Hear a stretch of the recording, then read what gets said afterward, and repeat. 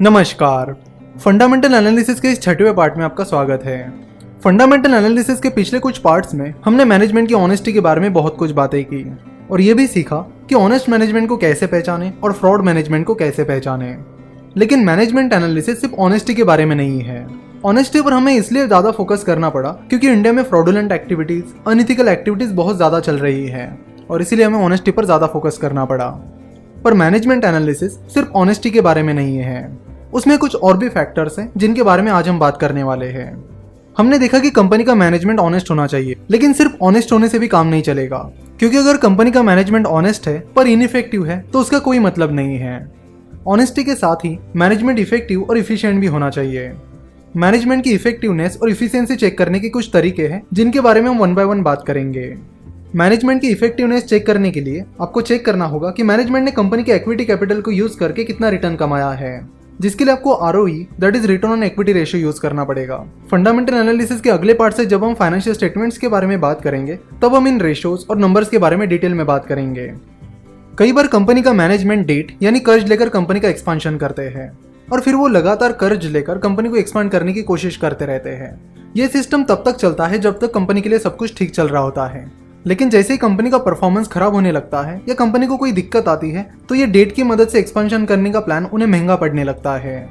इसलिए हम आए दिन देखते रहते हैं कि इस कंपनी ने बैंक्रप्सी के लिए फाइल किया है, उस कंपनी ने बैंक्रप्सी के लिए फाइल किया है, etcetera. Reliance Communications, Videocon Industries, इन जैसी कई कंपनीज इसी कारण से फेल हो गई है। तो बस बढ़ते हुए प्रॉफिट को देखकर आप कंपनी की इफिशियंसी के बारे में नहीं पता कर सकते। कंपनी की इफिशियंसी पता करने के लिए आपको पता करना होगा कि कंपनी के मैनेजमेंट ने इक्विटी कैपिटल की मदद से कितना रिटर्न कमाया है और उसके लिए आपको ROE चेक करना होगा। देखो, आज हम जो भी बातें कर रहे हैं वो थ्योरेटिकल बातें हैं और इन्हें प्रैक्टिकली पता करने के लिए हमें फाइनेंशियल स्टेटमेंट्स की जरूरत पड़ेगी। तो आज हम जिन चीजों के बारे में बात कर रहे हैं उन सारी चीजों को हम आगे चलकर प्रैक्टिकली एक्सप्लेन करेंगे। साथ ही आपको यह भी देखना होगा कि कंपनी के मैनेजमेंट ने अपने कार्यकाल में क्या अचीव किया है और उसी पीरियड में उस कंपनी के कंपटीटर्स ने क्या अचीव किया है। आपको यह भी देखना होगा कि कंपनी के मैनेजमेंट ने कितने रिसोर्सेज यूज करके कितना आउटपुट दिया है, कैपिटल अलोकेशन कैसे किया है और जो अलोकेशन किया है उससे उन्हें क्या रिजल्ट मिला है।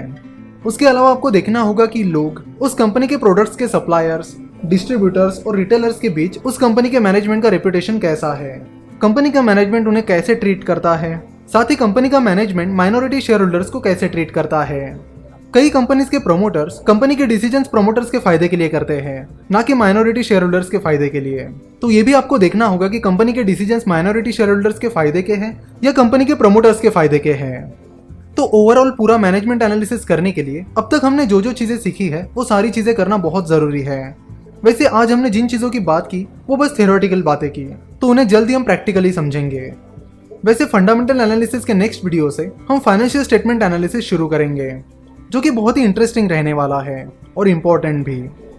आप में से कई सारे लोगों का ये सवाल है कि फंडामेंटल एनालिसिस के इस कोर्स का शेड्यूल क्या रहने वाला है, तो उसका क्लैरिफिकेशन करने के लिए आज हम आपको पूरा शेड्यूल बताने वाले हैं।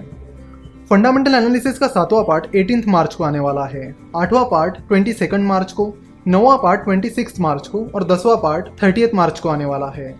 उसके बाद फंडामेंटल एनालिसिस का 11वां पार्ट 4 अप्रैल, 12वां पार्ट 8 अप्रैल, 13वां पार्ट 12 अप्रैल, 14वां पार्ट 16 अप्रैल और 15वां पार्ट 20 अप्रैल को आने वाला है।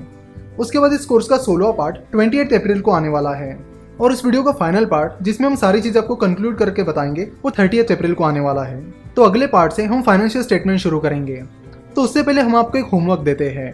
करीब 1 साल पहले हमने कुछ वीडियोस अपलोड किए थे जिसमें हमने बताया था कि मनी कंट्रोल पर फाइनेंशियल स्टेटमेंट्स कैसे पढ़ें, जिसमें हमने बैलेंस शीट कैसे पढ़ते हैं और प्रॉफिट एंड लॉस स्टेटमेंट कैसे पढ़ते हैं, इसके बारे में कुछ बेसिक चीजें और टर्म्स का मतलब बताया था। तो पहले आप वो वीडियोस देख लीजिए। उन वीडियोस को ढूंढने के लिए आपको यूट्यूब पर बैलेंस शीट और उसके आगे फिनोवेशंस टाइप करना होगा और similarly profit and loss statement और उसके सामने फिनोवेशंस टाइप करके एंटर करना होगा, तो आपको वो वीडियोस मिल जाएंगे। जल्दी हम YouTube चैनल पर मिस्टर वॉरेन बफेट ने लिखे हुए बर्कशायर हैथावे के न्यूज लेटर्स की समरी अपलोड करने वाले हैं, तो वो वीडियो भी आप जरूर देख लीजिएगा। आशा करता हूँ कि आपको आज का वीडियो पसंद आया होगा।